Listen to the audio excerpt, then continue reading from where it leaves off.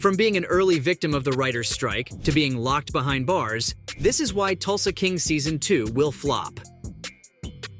In November 2022, Paramount Plus debuted yet another Taylor Sheridan project, and like the rest, it's been a huge success. Tulsa King stars legendary Hollywood action star Sylvester Stallone, playing the role of Mafia Captain Dwight the General Manfredi in his first ever lead role in a scripted television series. The story is centered around Manfredi, who's just completed a 25-year prison sentence and is sent to Tulsa, Oklahoma by his boss to expand his criminal enterprise there. The show has been mostly well received by fans and critics and was renewed for a second season almost immediately after the debut of Season 1. That's not surprising since everything in the Taylor Sheridan pipeline has been gold for Paramount. Add Sly Stallone to the mix, and it seemed like a sure thing. Oh, and airing the premiere in the time slot right before the Yellowstone Season 5 premiere wasn't a bad idea, capturing 3.7 million viewers, more than the series premiere of Yellowstone back in 2018, and the most for any series premiere in 2022.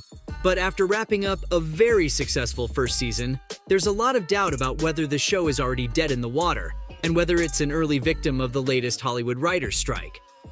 On May 2nd, 2023, members of the Writers Guild of America went on strike, saying they're not fairly compensated for their work. Series budgets have consistently grown, yet writers' pay hasn't increased, and for many, it's shrunk. It's no surprise that streaming is at the heart of the issue, and the main focus point in dispute is the residuals that should be paid to writers.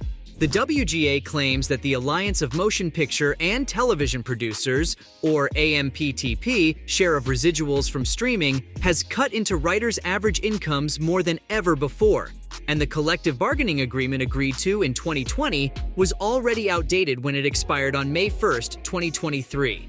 The Minimum Basic Agreement, or MBA, established a minimum wage for WGA members for their work on television and film. However, it only applied to writers for broadcast TV shows and films, not for streaming television. That was inevitably going to come back to bite them, and it has. Writers who work for streaming services are left to negotiate their own pay, leaving them making less money, in most cases, than writers who are doing the exact same job working for a cable network. Even though the show offered by the streaming service will likely be much more profitable, this could get dragged out for a while, since there are a host of issues and the proposals offered by the WGA don't seem very likely to be accepted. The writers want mandatory staffing and duration of employment terms to be added to their contract, meaning all shows would have to hire a minimum number of writers for a set minimum amount of time, whether they're needed or not. I'm going to go out on a limb and say there's about a 0% chance that happens, about the same possibility that the writers request to limit the use of artificial intelligence tools like ChatGPT to be restricted to research and to help with script ideas, and not to be used to replace writers. Good luck with that. The WGA is also seeking personal pension and healthcare funds, a minimum wage that won't be outpaced by inflation, and a look behind the curtain at the actual streaming numbers so fair compensation can be worked out, and the minimum wage can be applied to those who write for streaming services. The WGA estimated that its proposals would make writers almost $430 million a year, but the AMPTP's offer would produce only $86 million for the writers.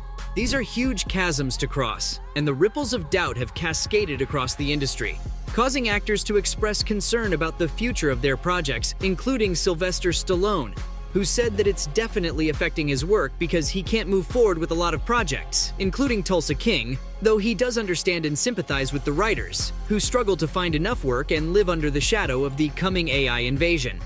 Tulsa King has more issues than just the writer's strike, as showrunner Terrence Winter won't be contributing as a writer moving forward, stepping away due to creative differences, so they'll have to find another top-notch writer to keep fans interested.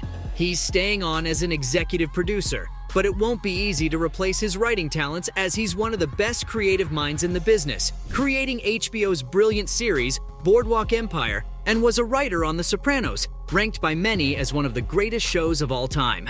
On top of that, Season 2 will also feature a change of venue, as production will not be returning to Oklahoma, even though the show benefits from generous tax incentives by filming there.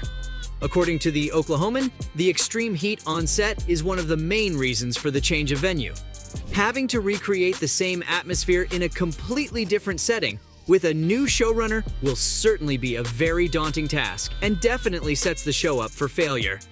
Even though a second season was greenlit way back in November 2022, if everything goes as smoothly as possible, the best we can hope for is a mid-2024 release for Season 2, and with the writer's strike, we may not even get a full season.